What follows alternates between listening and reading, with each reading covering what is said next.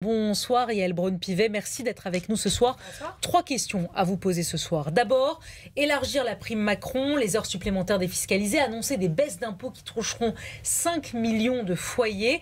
C'est ça la grande rupture promise par Sébastien Lecornu? Ce qui est sûr, c'est qu'on a un Premier ministre qui est à l'écoute de ce qui se passe dans le pays, à l'écoute des revendications des Français, des manifestants, puisque aujourd'hui nous avions une deuxième journée de mobilisation. Il faut que le travail paye mieux, il faut soutenir les personnes méritantes qui se lèvent tôt le matin et qui vont bosser.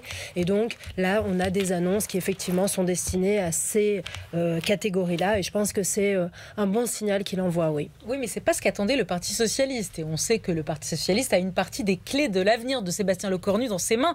Le PS dit que le compte n'y est pas. Il ne cesse de répéter justice fiscale, justice fiscale. Donc la taxe Zuckman, c'est non. Le retour de l'ISF, c'est non. Vous seriez à la place de Sébastien Lecornu, là, vous lâcheriez quoi au PS pour ne pas être censuré, tout simplement? Alors, justice fiscale, ils ont raison. On a besoin de savoir, et nos compatriotes ont besoin de savoir que l'effort est justement réparti, qu'il est partagé, que c'est équitable et que ça sert à quelque chose. Ça doit être vraiment ce qui doit nous guider dans ce budget. Maintenant, on est au début des discussions et moi, ce que j'apprécie aussi dans les paroles du Premier ministre, c'est de dire qu'il va laisser le débat parlementaire se faire. Je suis présidente de l'Assemblée nationale.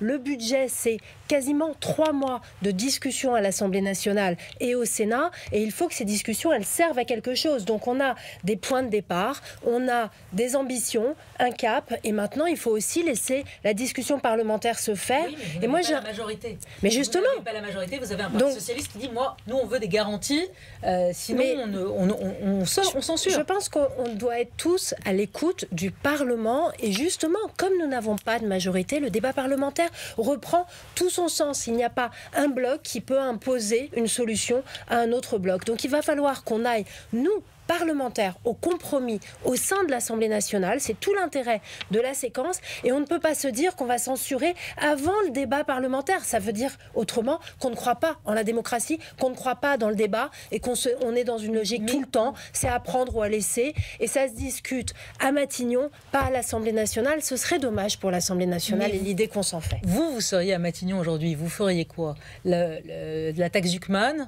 Moi, j'ai déjà dit que la flat tax, par exemple. La taxe Zuckman, c'est pas mon truc, parce que on voit bien qu'elle ne rapporterait pas forcément ce qu'on attend d'elle, et elle pourrait avoir des effets de bord qui sont pas très intéressants. Donc il faut faire attention, mais il faut discuter ensemble pour effectivement avoir une taxation des hauts patrimoines, une taxation des hauts revenus. Je vous parlais d'un effort partagé. C'est essentiel, parce qu'autrement ça ne marchera pas. Mais le bon dispositif, il faut qu'on le trouve ensemble. C'est pas ça ou rien. Trouvons-le ensemble, soyons imaginatifs, soyons créatifs, mais essayons d'avoir un budget qui soit intéressant pour l'ensemble des Français, et qui nous permette aussi d'assurer cette stabilité auquel les Français aspirent tant. Pour l'instant, pas de budget. Pour l'instant, pas de gouvernement non plus. Il y a juste un Premier ministre, Sébastien Lecornu. 3 semaines sans gouvernement, c'est un record. Et ce soir, Bruno Retailleau met la pression en disant que, à ce stade, la participation de la droite LR au gouvernement n'est pas du tout acquise. Vous lui dites quoi?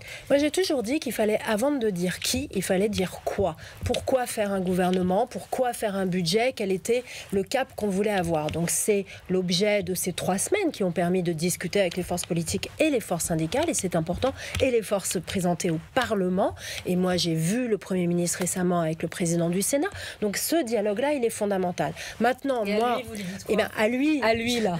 Alors moi, vous savez, à l'Assemblée nationale, j'ai réuni l'ensemble des présidents du socle commun, et nous avons réussi à renouveler ensemble les instances de l'Assemblée nationale. Donc le socle commun, moi je le vois, il marche bien, et donc les Républicains aujourd'hui font partie de ce socle, et donc moi j'espère qu'ils feront partie, comme ils font partie de ce socle à l'Assemblée nationale, j'espère qu'il y aura de la cohérence et qu'ils en feront partie au sein du gouvernement. Vous avez parlé, ce sera la dernière des 3 questions que je vous pose ce soir, c'est l'élection des bureaux et des présidents de commission de l'Assemblée nationale qui avait lieu aujourd'hui et hier, marquée par le retour du RN qui décroche 2 vice-présidences, ce qui ulcère la gauche, qui vous accuse d'avoir passé un deal, un pacte avec le Rassemblement national, qui vous dit il y a 1 an vous ne vouliez pas de ça parce que c'était le Front républicain, et aujourd'hui vous faites un deal avec le RN.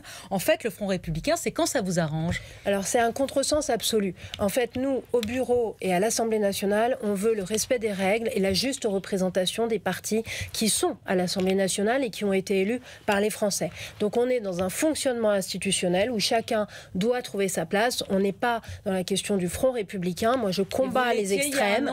Mais il y a un an, vous l'étiez. Moi, j'ai toujours été sur la position de je veux que tout le monde soit représenté. Je ne fais pas le tri à l'Assemblée nationale entre les députés. Je n'ai jamais varié, mais ça n'a rien à voir avec le Front républicain. Il ne faut pas confondre les deux.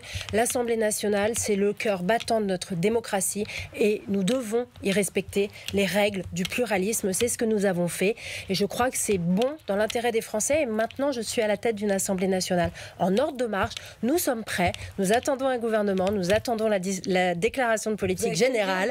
Et j'attends la dissolution.